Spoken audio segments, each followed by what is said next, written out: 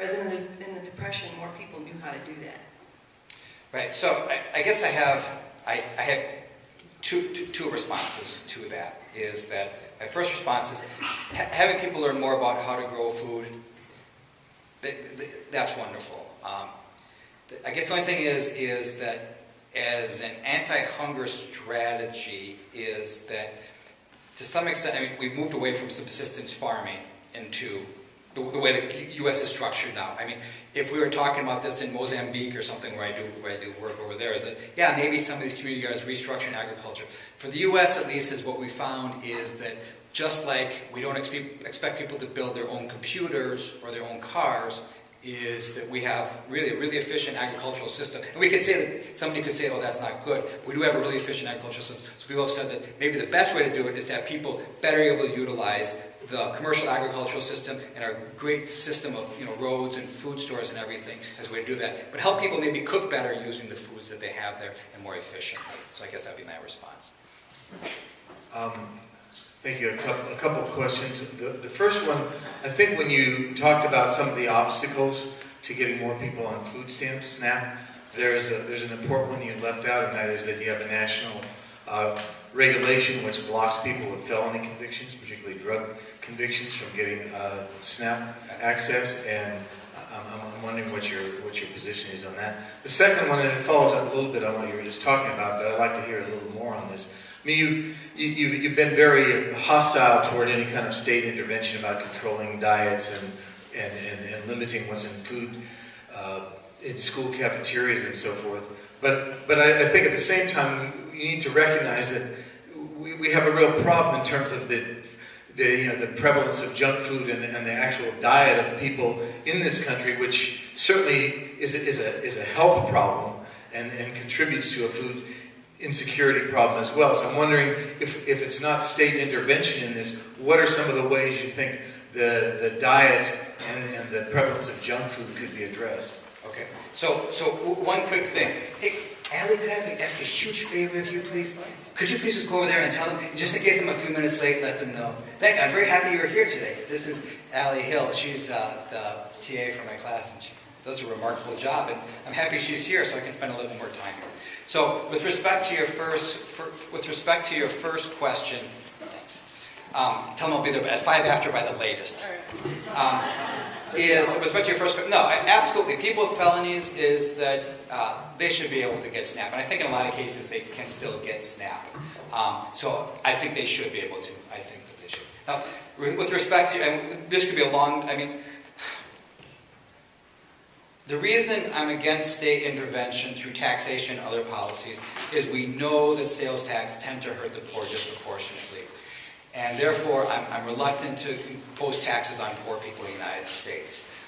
So that's why I'm against these state interventions. With respect to some of the junk food things is, what's defined as junk food, what's not defined as junk food. It's not altogether clear. Like somebody who's a vegetarian may say meat is a junk food, or high-fat meat is a junk food, or things like that. So it's hard. It's really, really hard to say what is good food and what is bad food. And I think that too oftentimes these state interventions is borne by poor people. Poor people are the ones who have to do this in terms of this. And so that's why I'm reluctant to do that. Other people have other goals, though. I mean, if other people have other goals, you may want to do that. And if we pursue those goals, let's look at the potential drawbacks for poor people in the United States.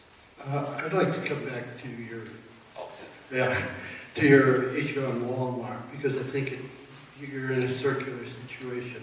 You said that people who would work in other retail outfits wouldn't do any better than they would in Walmart.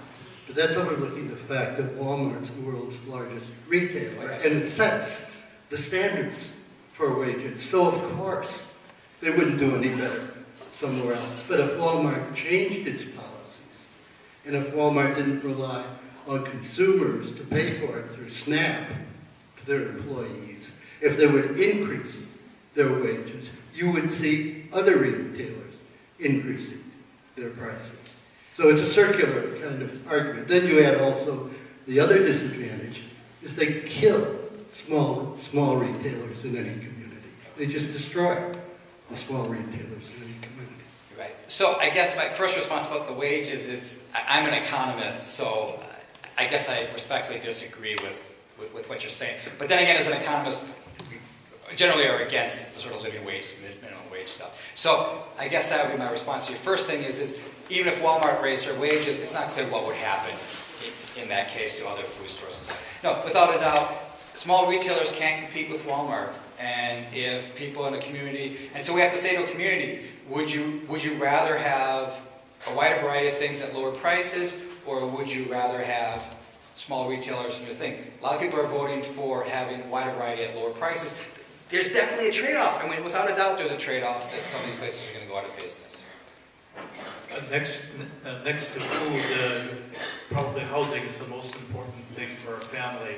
Since money is fungible, have there been studies how much food insecurity would be improved if housing became cheaper?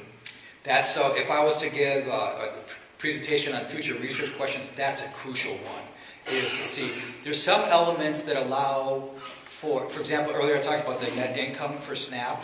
Somebody's net income, if somebody pays 50% or more of their income in rent, that's deducted from their gross income, so they get more in SNAP benefits. So some of the things have been doing this. But I think this is really an underexplored issue about the role of housing prices and its impact on food insecurity.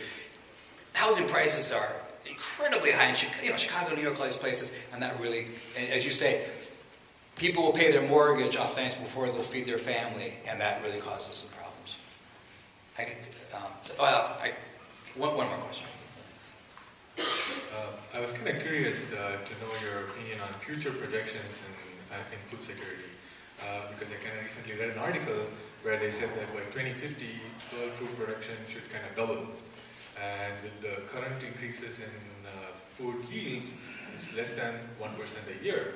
So, and you have like added to that like climate change and other things, so many uncertainties. Population is increasing and land area is not, arable land area is decreasing. So, do you have any future long-term goals to address these problems?